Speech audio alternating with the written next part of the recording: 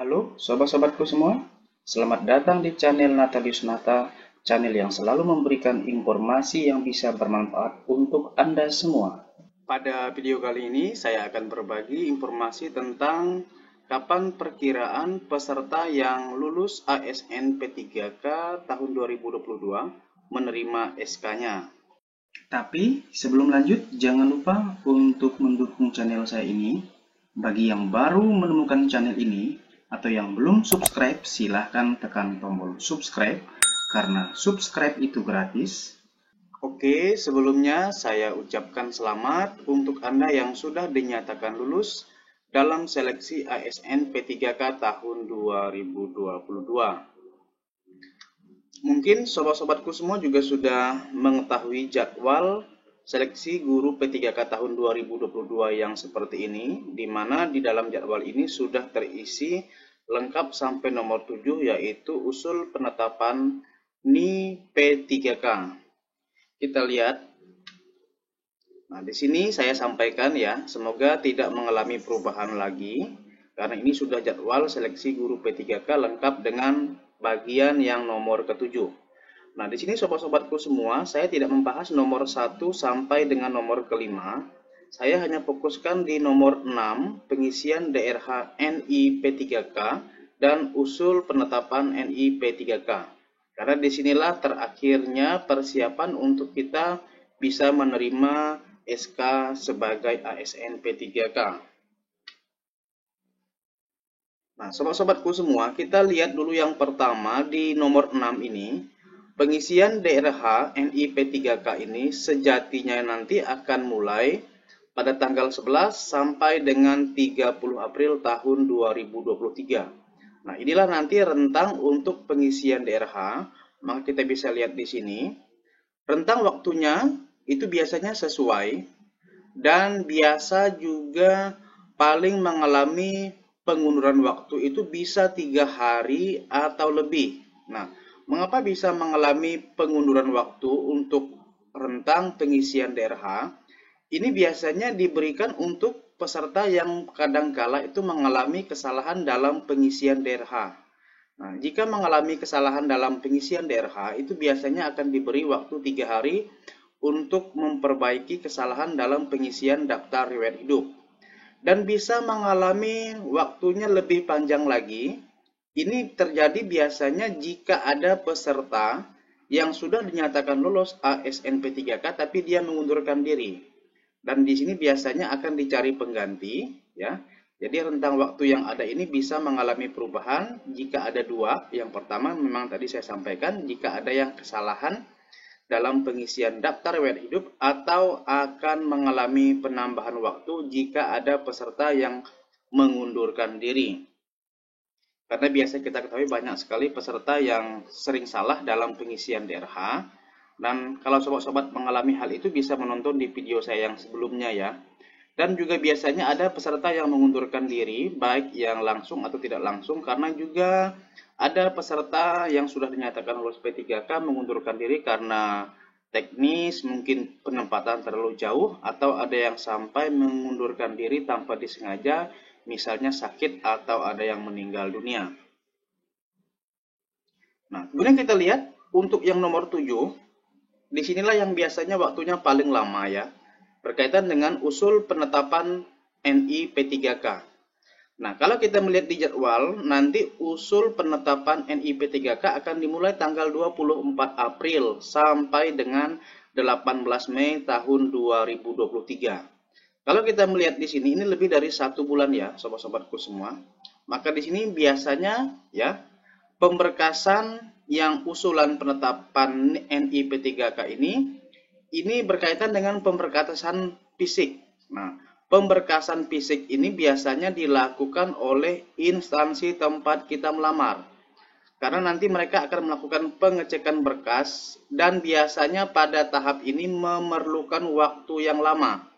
Nah, mengapa di sini memerlukan waktu yang lama, sobat-sobatku semua? Karena biasanya masing-masing instansi itu biasanya jumlah yang lolos itu begitu banyak, jadi biasanya mereka memerlukan waktu untuk pengecekan berkas, untuk memvalidasinya itu juga memerlukan waktu yang lama. Jika memang pesertanya sedikit, biasanya masing-masing instansi, baik itu yang tingkat kabupaten, kementerian, ataupun yang tingkat provinsi atau wali kota, itu biasanya tergantung dari jumlah peserta yang melakukan pemberkasan fisik. Nah, jika ini sudah selesai, sobat-sobatku semua, maka nanti ya, jika semuanya berkas sudah disetujui oleh masing-masing instansi, baik yang tingkat kabupaten atau provinsi atau kementerian, maka nanti berkas tersebut akan diusulkan kembali ke Korwil masing-masing atau ke koordinator wilayah masing-masing di bawah naungan BKN. Nah, nanti masing-masing di tahap ini juga akan memerlukan antrian panjang. Karena apa? Karena instansi yang duluan menyerahkan hasil validasi pemberkasan fisiknya, itulah yang akan duluan dibuatkan usul NIP3K oleh Korwilnya masing-masing. Jadi di sini sobat-sobatku semua ini perlu waktu yang panjang sekali ya. Karena antrian yang terjadi di Korwil BKN masing-masing itu biasanya banyak sekali. Sobat-sobatku bisa melihat sendiri di YouTube ataupun di Google, cari daerah sobat-sobatku semua itu untuk Korwil BKN-nya itu masuk Korwil yang berapa. Dan biasanya satu Korwil itu terdiri dari puluhan bahkan bisa sampai ratusan ya, tapi harapannya tidak sampai ratusan ya. Sekali lagi, satu Korwil BKN itu biasanya terdiri dari beberapa kabupaten, provinsi, ataupun kementerian, instansi masing-masing. Kemudian setelah itu, sobat-sobatku semua, setelah diterima oleh Korwil BKN masing-masing, maka nanti akan dibuatkanlah sebuah SK.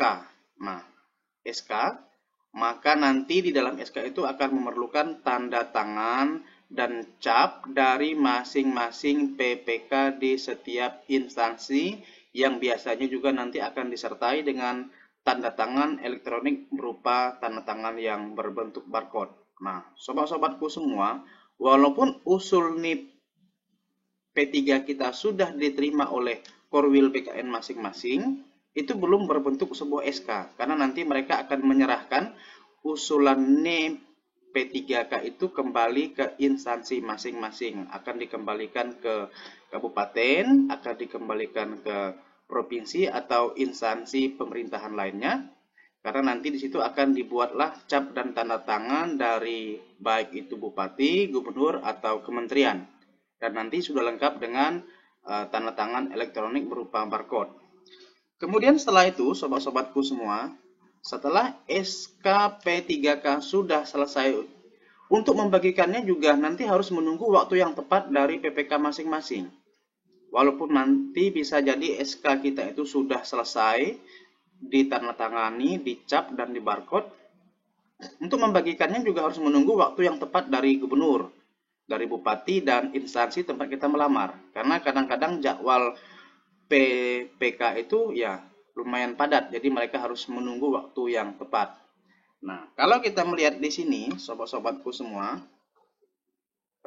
kalau kita melihat regulasi dan proses yang ada, dan juga berdasarkan pembagian SK P3K sebelumnya, maka SK P3K bisa jadi dibagikan. Nah, di sini saya buatkan 3 opsi. Yang pertama, ini adalah akan bisa jadi dibagikan akhir bulan Mei tahun 2023. Nah, ini saya kategorikan, ini adalah untuk instansi yang cepat dalam menyerahkan usulan NIP3K ke Korwil masing-masing. Ya, ini bagi yang cepat. Jika sudah cepat diserahkan, maka bisa jadi nanti sudah dibagikan di akhir bulan Mei. Kemudian yang kedua, bisa jadi nanti ada sobat-sobatku semua yang mendapatkan SK-nya itu perkiraan dari bulan Juni sampai bulan Juli tahun 2023. Nah, ini adalah saya anggap sebagai standar waktu pembagian SK P3K, atau ini kategori masing-masing instansi atau PPK yang menurut saya tidak terlalu lama dan tidak terlalu cepat. Jadi mereka sudah bisa membagikannya di kisaran bulan Juni dan bulan Juli tahun 2023 ini. Nah, di sini ada opsi yang ketiga yang menurut saya terakhir berdasarkan tahun-tahun sebelumnya. Bisa jadi nanti dibagikan SK P3K-nya itu rentangnya sekitar bulan September sampai November tahun 2023. Nah, ini adalah untuk instansi yang lama atau yang terakhir menyerahkan usul NI P3K. Sebenarnya di sini sobat-sobatku semua, ini bukan salah dari instansinya, tapi ini mungkin karena ada peserta yang mengundurkan diri atau karena ada peserta yang salah ketika mengisi daftar riwayat hidup, atau ada peserta yang memang meninggal dunia karena terlalu capek dalam urusan pemberkasan. Nah, sobat-sobatku semua, kita harapkan semoga nanti dalam penyerahan SKP 3K tahun ini tidak mengalami pengunduran waktu sehingga sobat-sobatku semua bisa segera mendapatkan SK dan terangkat menjadi ASN P3K untuk bisa mengabdikan diri sebagai abdi negara. Oke, sobat-sobatku semua, itu saja yang bisa saya bagikan pada video kali ini. Semoga bisa bermanfaat untuk sobat-sobatku semua. Jangan lupa dukung channel ini dengan subscribe, like, komentar, dan share video ini.